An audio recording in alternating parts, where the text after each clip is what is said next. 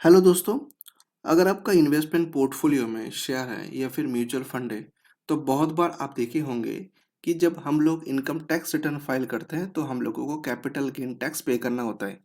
अब ये capital gain tax इसलिए आता है क्योंकि हम लोगों का शॉर्ट टर्म कैपिटल गेन हुआ है या फिर लॉन्ग टर्म कैपिटल गेन हुआ है।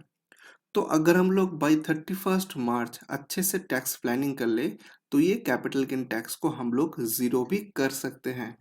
तो आज मैं कुछ इलस्ट्रेशन लेके आपको बताऊंगा कि कैसे आप कैपिटल गेन टैक्स को जीरो कर सकते हैं।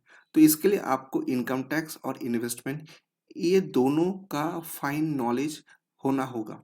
तभी जाके आप अच्छे से टैक्स प्लानिंग कर सकते हैं, ताकि आपका जो प्रॉफिट है वो प्रॉफिट बुकिंग भी हो जाए और टैक्स जो है वो एकदम ज़ीरो हो जाए। तो यहाँ पे देखिए, यहाँ पे मैं फर्स्ट केस जो डिस्कस करने जा रहा हूँ वो केस है कोई भी एक क्लाइंट का जो ABCD ये 4 कंपनी में होल्ड करके रखे हैं। अब 31 मार्च खत्म होने के लिए सिर्फ 6 दिन बाकी है और आज का डेट है 25 मार्च ऑफ 2026। तो अभी मुझे टैक्स प्लानिंग कर लेना है। तो मैं देख रहा हूँ कि मेरा जो होल्डिंग पोजीशन है, अगर मैं होल्डिंग को आज ही सेल आउट कर देता हूँ, तो कंपनी ए से मेरा प्रॉफिट आ रहा है 40,300 रुपीज़।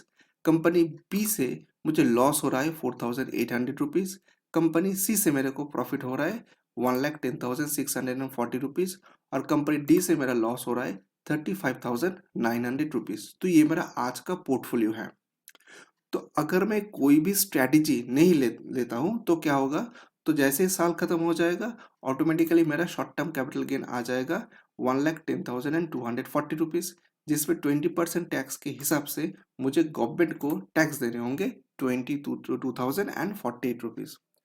तो अब मेरे पास 6 दिन टाइम है, तो डेफिनेटली अभी मैं प्लान करने के सिचुएशन में हूँ कि मैं प्लान कर लूँ, ताकि ये मेरा जो टैक्स है वो जीरो हो जाए। तो माय डियर फ्रेंड्स, मैं तो आपको पहले स्ट्रैटेजी बताऊंगा और फिर मैं आपसे पूछूंगा कि आपका क्या ऑल्टरनेटिव व्यू है। तो मैं पहले आपको बता रहा हूँ कि ऐसा सिचुएशन पे आप कैसा स्ट्रैटेजी अडॉप्ट करेंगे। देखिए, तो स्ट्रैटेजी अडॉप्ट करने के लिए मैं आपको 5 सेकंड का टाइम देता हूँ, ताकि आप लोग खुद भी इस चीज़ को एक बार रीथिंक कर ले और फिर मैं आपको स्ट्रैटेजी बताऊंगा। Your time starts now.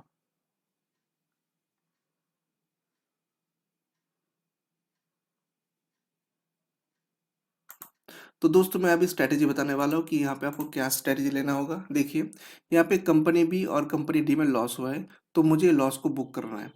तो जैसे ही मैं कंपनी बी और डी को सेल आउट कर देता हूँ, तो मेरे को 4,800 और 35,900 का लॉस जो है वो बुक में आ चुका है। अब देखिए, अब मेरे पास कंपनी ए है और सी है, दोनों में ही प्रॉफिट हुआ है। पर मुझे सिर्फ कंपनी ए को बेचना है। क्यों बेचना है? क्योंकि अगर कंपनी ए को मैं बेचूंगा, तो यहाँ से जो प्रॉफिट आएगा वो कंपनी बी और डी से ऑफसेट हो जाएगा।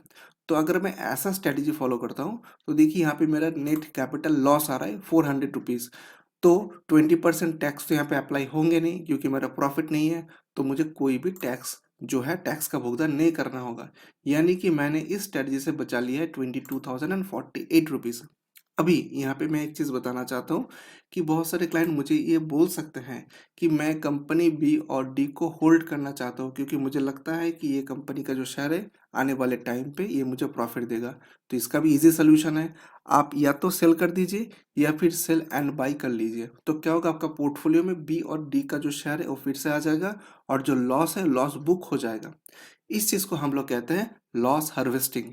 तो अगर आप लॉस हार्वेस्टिंग स्ट्रेटेजी अपनाओगे, तो आप 22,048 रुपीज़ का टैक्स जो है वो सेव कर पाओगे। चलिए, अभी अगर हम लोग मान लेते हैं कि ऐसा ही सेम सिनेरियो है, पर ये शॉर्ट टर्म नहीं हो के लॉन्ग टर्म होता, तो हम लोग क्या स्ट्रेटेजी अप्लाई करते? चलिए अब उसको देखते हैं।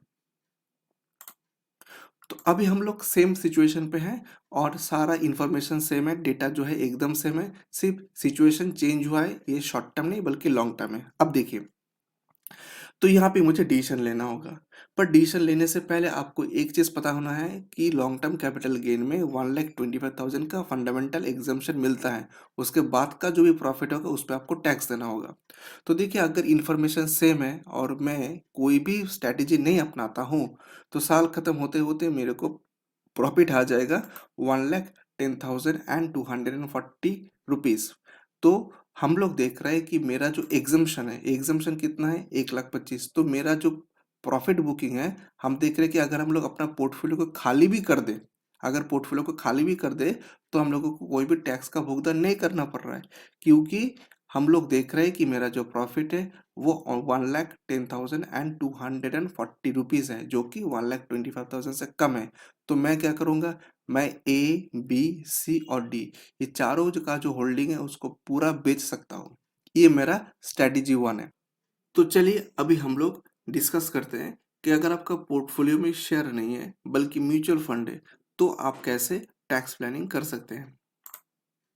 तो देखिए यहाँ पे हमको देख रहे हैं कि कोई भी क्लाइंट है कि या कोई भी एक एसएससी है जो फंड ए और फंड बी में इन्वेस्ट किए हैं। अब फंड ए का CAGR है 14.25% और फंड बी का CAGR है 11.15%। फंड ए से उसका प्रॉफिट आ रहा है 1,88,100 और फंड बी से उसका प्रॉफिट आ रहा है 1,06,400।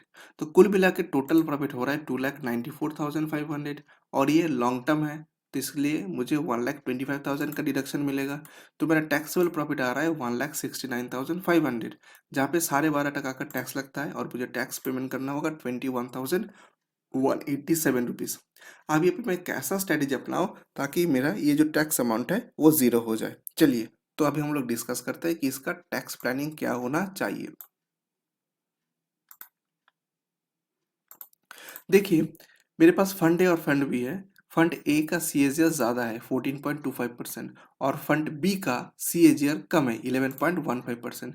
तो मैं फंड बी का जो पूरा यूनिट है उसको पूरा का पूरा लॉट को मैं बेच दूंगा।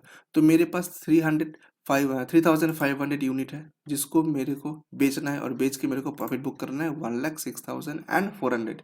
पर यहाँ पे मुझे देखना है कि मेरा टोटल एग्जाम्पशन लिमिट है 1,25,000। तो इसलिए मैं फंड ए का 1450 यूनिट बेच सकता हूँ। तो 1450 यूनिट बेचने से मेरे को फायदा मिलेगा 18,183। तो ये 18,183 प्लस 1,06,400 दोनों को अगर हम लोग एडअप कर ले तो मेरा प्रॉफिट आ जा रहा है 1,25,583 और मेरा एग्जाम्पशन है 1,25,000 का। तो अगर मैं इस स्ट्रैटेजी से फंड बी का सारा यूनिट को सेल आउट कर देता हूँ और फंड ए का जितना भी यूनिट है उसमें से सिर्फ 1450 यूनिट ही मैं सेल करता हूँ, तो क्या होगा, मेरा जो प्रॉफिट आएगा उस प्रॉफिट में मेरे को ज़ीरो टैक्स देना होगा।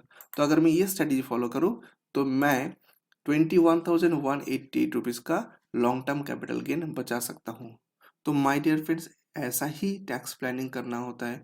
और अगर आप लोग इस चीज़ को अच्छे से समझ गए होंगे तो डेफिनेटली कमेंट करके आप बताइए कि आपका पोर्टफोलियो में क्या सिचुएशन है और आपको कौन सा स्ट्रैटेजी अपनाना होगा जिससे आप टैक्स को जीरो कर पाएंगे। आज के लिए इतना ही, बहुत जल्द मिलेंगे ऐसा ही एक यूजफुल वीडियो लेके। तब तक के लिए bye bye, take care and thanks for watching the video.